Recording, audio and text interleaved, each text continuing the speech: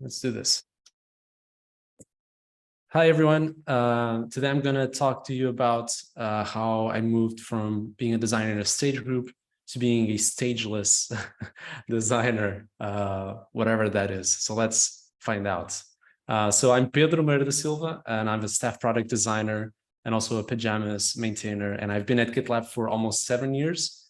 So a dinosaur by this time. And yeah, I was born, raised, and I'm based in sunny Lisbon, Portugal. Yeah, it's sunny today, good weather.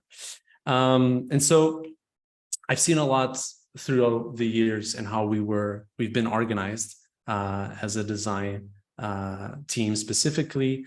And in the next slides, I'm going to reference the organizational models for design teams that have been shared in this great book called Org Design for Design Orgs. And it's really interesting, even if you're just, regular IC designer doing your work. I think it's really important to know about these things. So let's go back in time quickly. This is a design workshop in 2017 in the GitLab Summit. Back then, they were called summits. The GitLab Summit in Cancun, Mexico. It was an amazing event where we were all gathered for the first time as a UX team.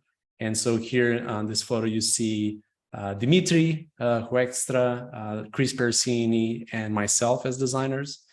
Sarah Jones, our former UX research manager, and also Allison Wilden, our former UX lead, our first manager for all of UX.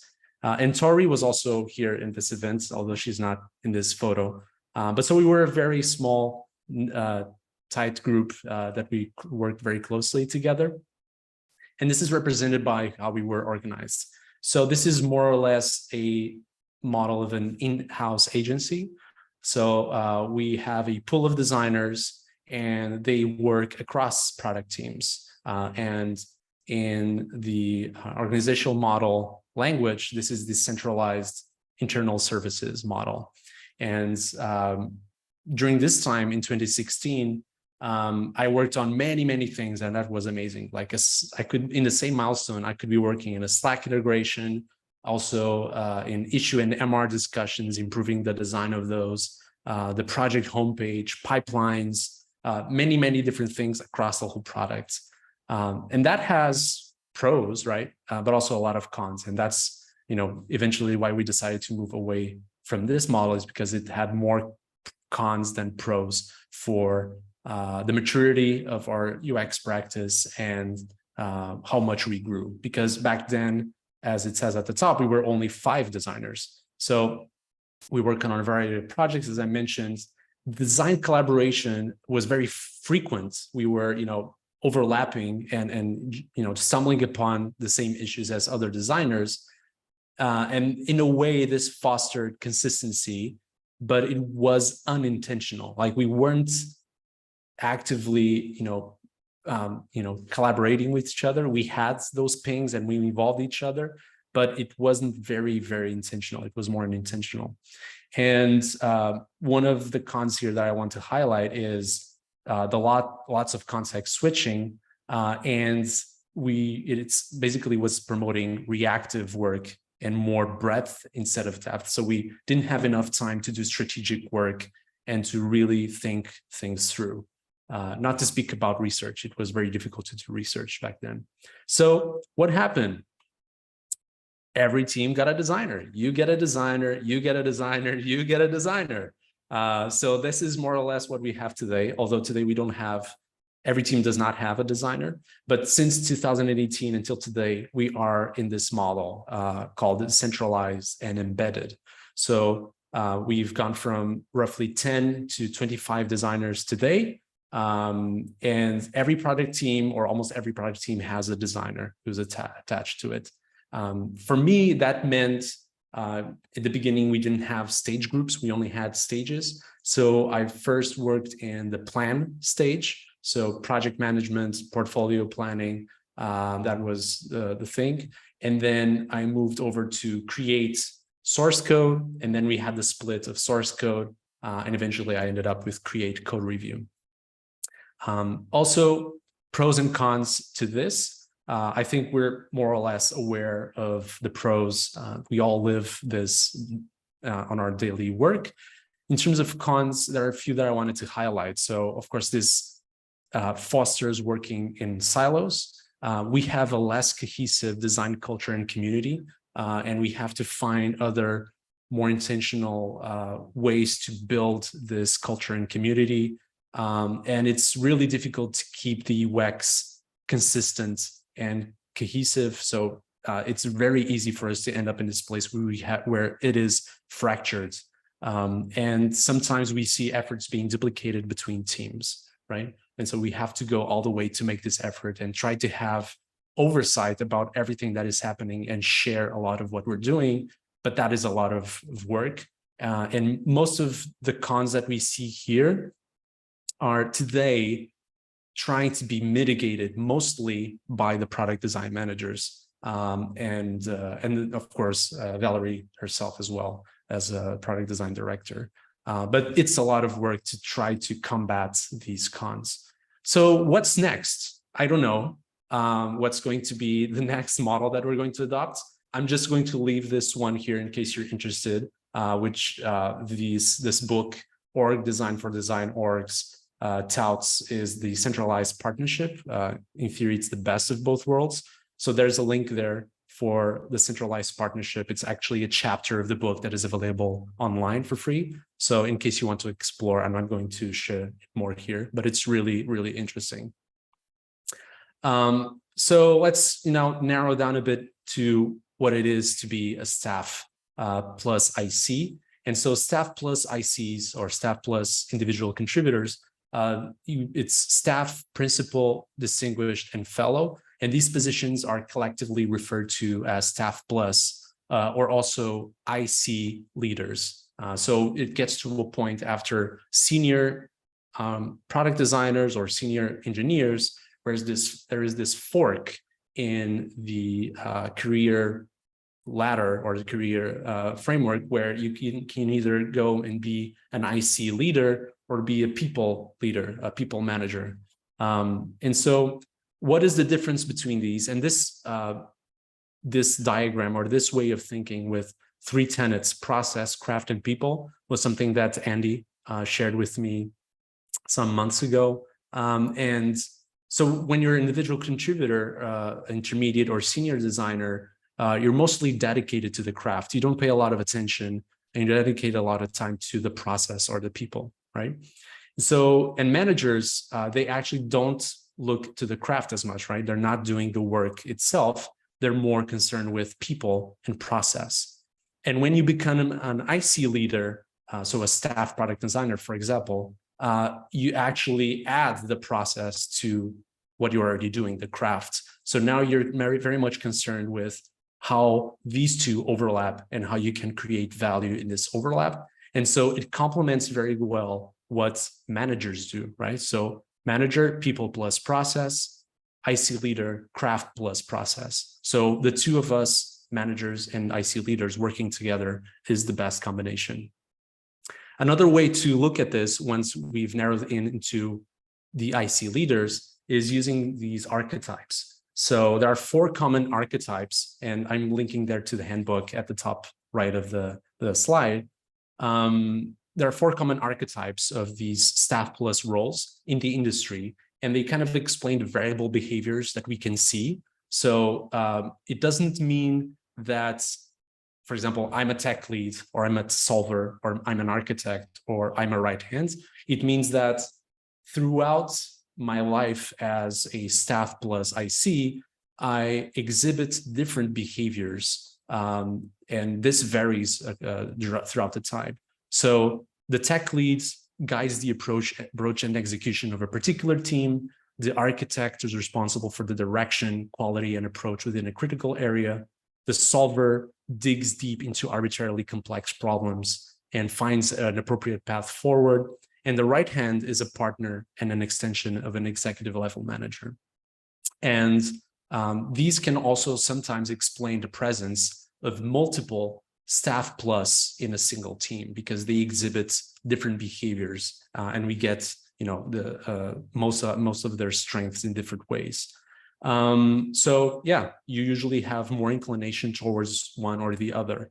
And throughout my lifetime here at GitLab as a staff, and this transition from stage group to stage to now product-wide designer, I've been exhibiting different, I've been inclined to more or less of these behaviors. So my transition specifically, how did that happen?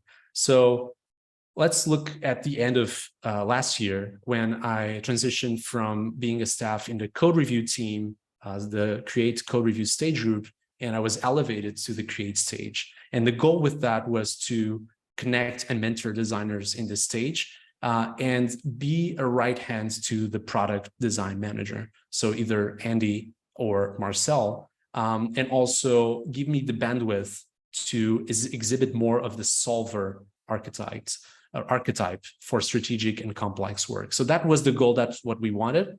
But then, as we all know, at the start of 2023, and in the beginning of 2023, many different things happened that affected all of us. So we had the RIF, the reduction in force, and also the R&D realignment.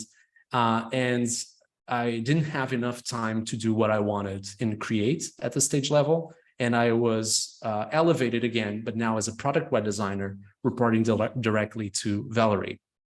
And this meant that I had to try to prioritize my support of different initiatives. And there I'm linking to one of the issues where I did this prioritization.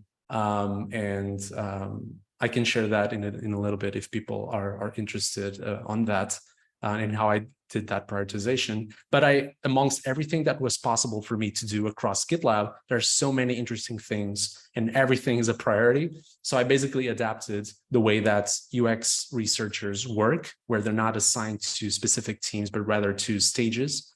And I had to prioritize those initiatives according to different criteria. So we did this prioritization. It felt great. I actually went out and talked with all of the product design managers to understand their reports and where I could bring value as well in terms of soft skills. But most of that work did not go through because in March, I had to change my priorities again with the AI integration being a top priority for the company. And I became the functional UX lead for the working group of that AI integration. So that meant I had to pause or reduce my support to those initiatives, which was a shame. So as you can see in the last 6 months or more, more than 6 months, many things have changed. And so it has been a bit chaotic, but also a learning experience. So what's next for me in this? So we're back to trying the prioritization again and trying to stick to it. And hopefully no new big priority 0 will appear. And as part of this, and you can check out the prioritization, it is public, and you can see what are we thinking that I could do for the next semester. But Valerie, as part of that, Valerie has encouraged me to pursue a passion project. And I don't know if I'll have capacity for that in this quarter, in Q3, maybe Q4. And one of the things I'd love to work on is actually improving our guidelines and process for feature discovery moments. I think those have been neglected for too long. And that is something that I learned from my direct experience with the AI integration group, where different teams were wanting to emphasize and highlight these new amazing AI capabilities, but there's really no standard process to do this appropriately. And there's many nuances to this. So more broadly, this is about how we communicate new features and changes to existing features to users in the product. So that's something that I might work on, but I'm still on the fence. So yeah, that's a little bit about my transition. And I did this presentation based on feedback that I got from Slack. So thank you everyone for voting on the topic you'd like to see discussed here. And I hope you have questions for me. 2 in particular that I have for you, if you have something to share, is what else should I consider supporting? If you think there's something impactful and urgent that no one is looking at, or that maybe you'd like my support in something specifically. And also maybe a different way to phrase it is, what gap or shortcoming in our product, process, or design system do you see that it would be helpful to have someone with more bandwidth and broader view to work on? So yeah, I hope that this was helpful.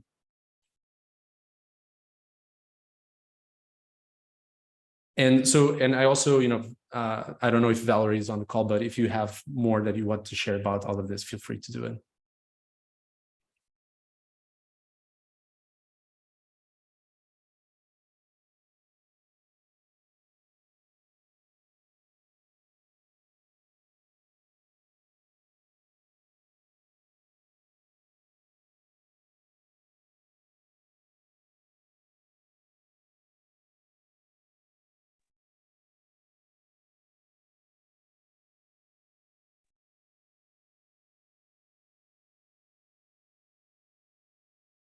Turns out my camera is not working. Anyway, I wanted to write here, Pedro, that this was amazing. This was a really good insight into like how your responsibilities they kind of evolved as you moved through different roles and also through time in the same role.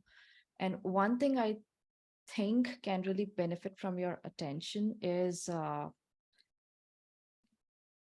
something that also you have also talked about time and again, like the feature rot and like the bloating of content on the product. If that can be looked through a lens, or a lens can be developed through which one can evaluate what is it that we can retain and remove from the product.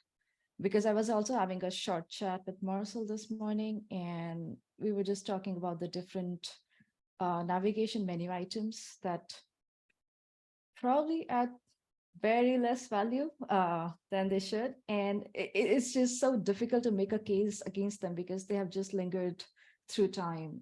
And now it's just like a matter of like, if you take it away, you're taking away something that users are very used to. So as product designers for our like respective stage groups, we do not get time to invest in making case against such like items that have lingered through time, but they have not been adding a lot of value. So I don't know. This was just an idea off the cuff, that something that you could take up. Yeah, that's a huge topic and something. So I think that the concept you were referring to is experience rot, where we add a lot of features that increases complexity and decreases the value of the experience. And I think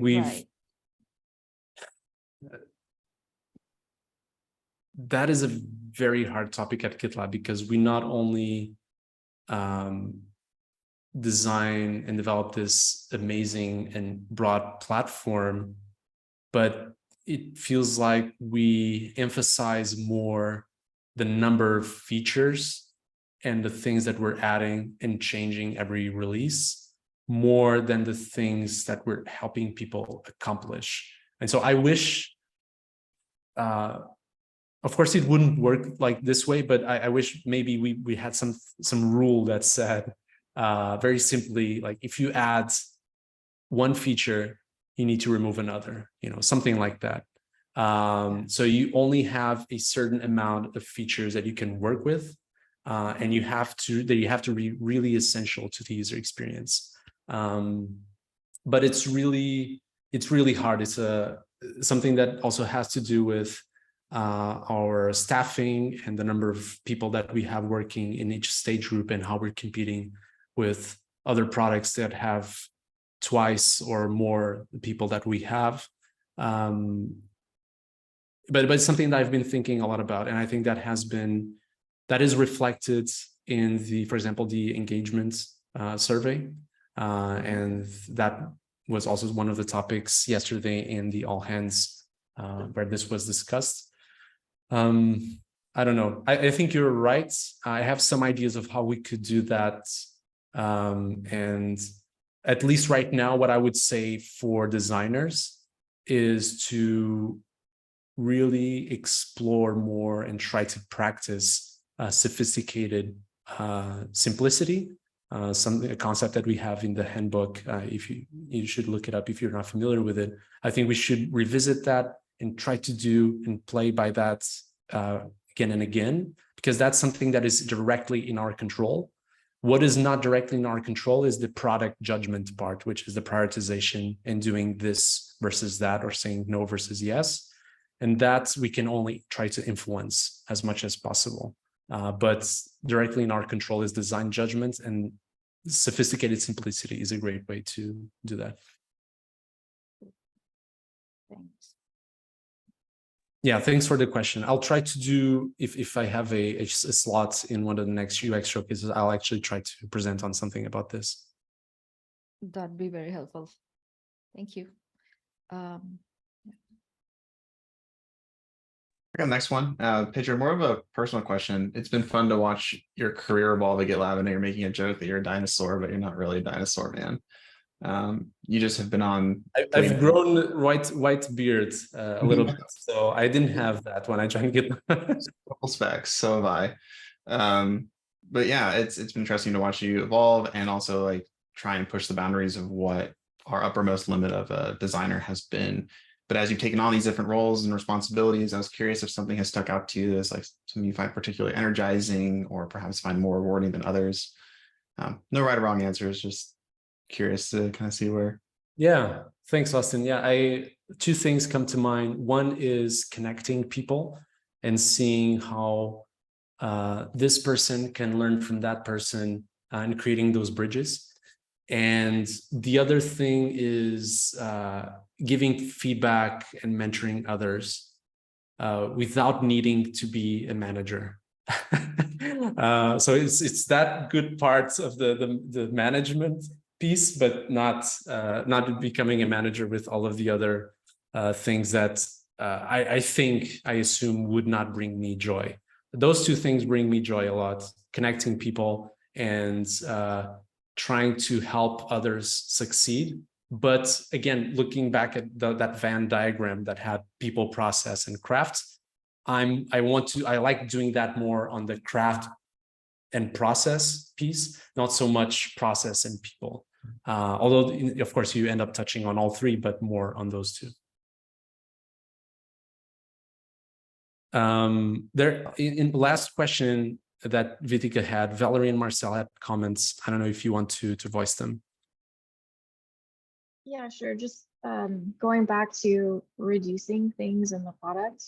And there was a great example of this slightly outside of the product because we're talking about emails, but Matthew was doing an MR review and he noticed that we actually created a new email, which then made a former email or existing email irrelevant. And so those are the opportunities that we'll have as you're making design decisions. You need to make sure that you're looking at the complete workflow so that you can help identify those moments of like, we probably don't need that anymore, so we can remove it. And we don't do that often enough. So it's really good to see when designers point those things out, because then we can make the experience better.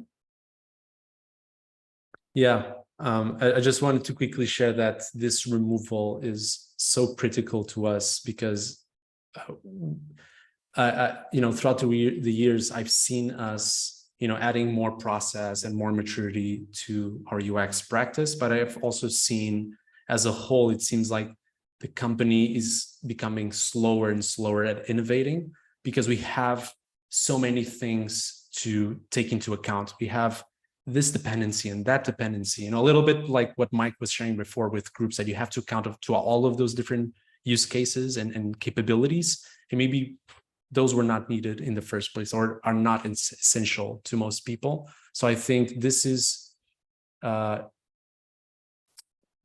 complexity is contributing to us moving slower and slower, and design and development becoming more and more complex.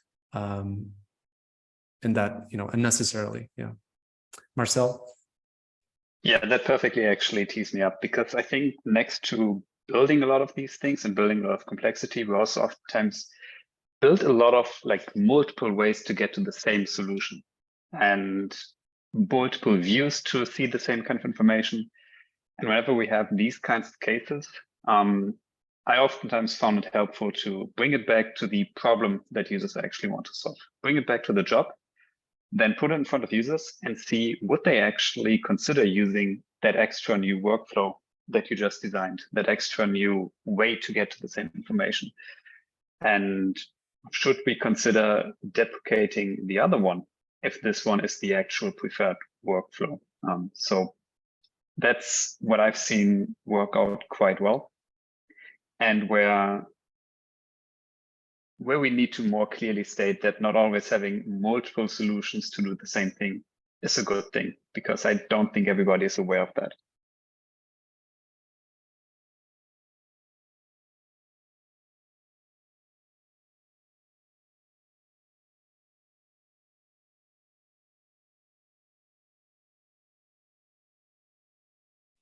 I think I also have the next piece in the agenda. Yeah, Pedro, I was also very amazed to see how you did all of the different steps, and having been close to you for some of them was a really great experience. I was actually very curious, now that you moved from being a stage group designer, or at least being a stage associated designer, what was the most surprising aspect when you became stageless again?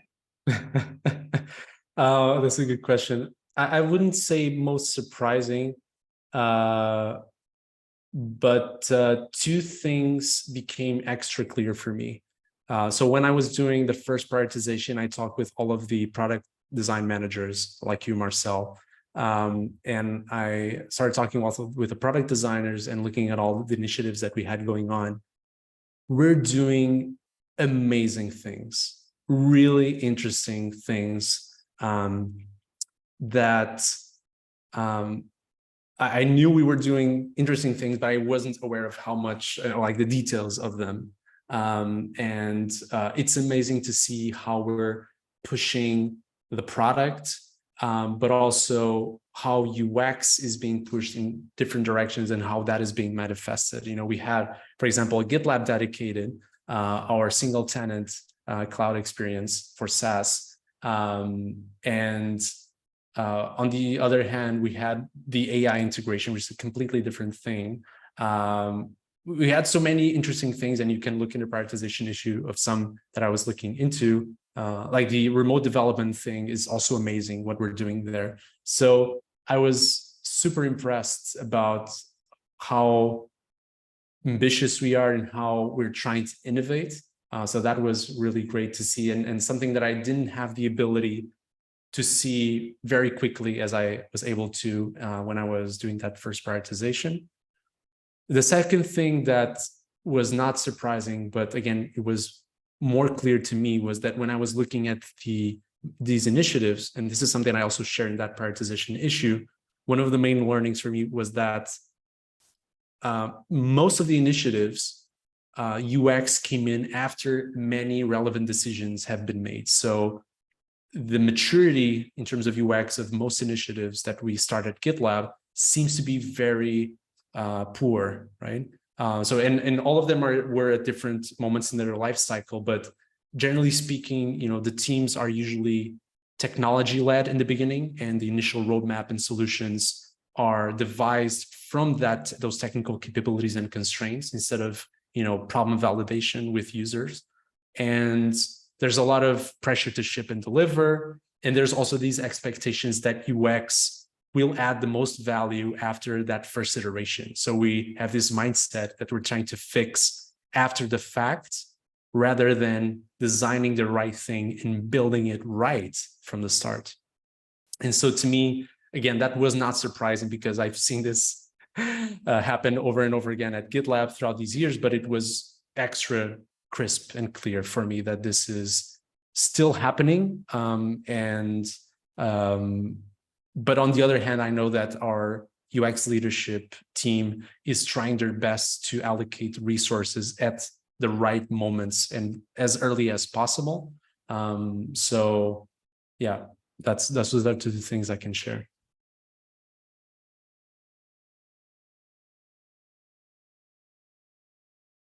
Super interesting that you especially speak about learning about the other exciting initiatives. Is there anything you could recommend designers to do if they want to learn more about these kinds of initiatives?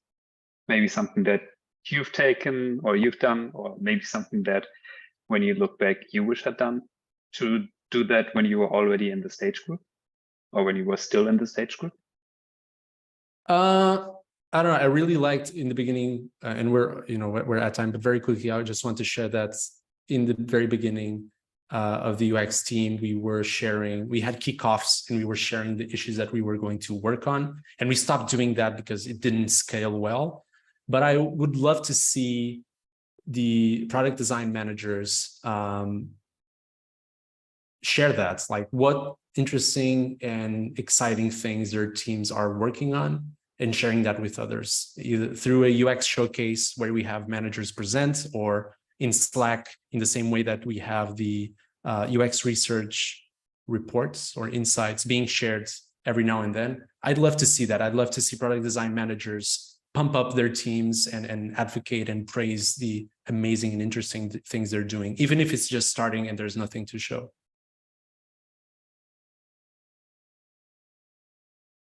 Thanks, great question. Okay, with that, I can stop the recording.